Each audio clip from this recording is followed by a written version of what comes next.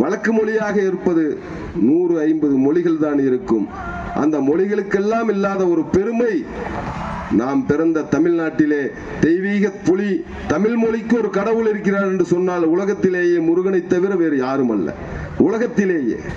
ஆனால் அந்த முருகனுக்கு திருப்பரங்குன்றத்திலே பிரச்சனை என்று சொன்னபோது உடனடியாக அதை கண்டித்து கண்டன போஸ்டர்களும் கண்டன குரலும் எழுப்பியது நம்முடைய அண்ணன் மாரியப்பஞ்சியும் நம்முடைய கண்ணஞ்சியும் இந்து இயக்கங்கள் தான்.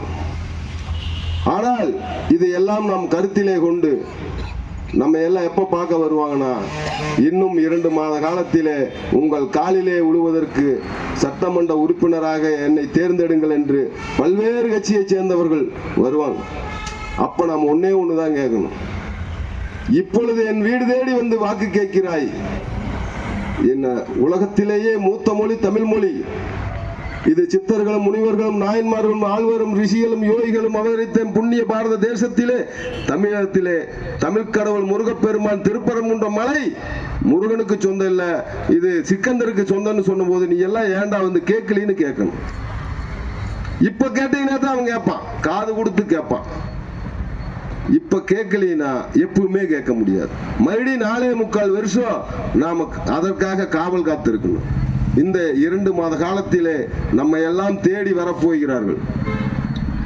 அவர்கள் வந்து என்ன வேணா கொடுக்கலாம், ரொட்டி கொடுக்கலாம், பிஸ்கட் கொடுக்கலாம், அரிசி கொடுக்கலாம், கட்டல் பெட்டல் பீரோவெல்லாம் கொடுக்கலாம்.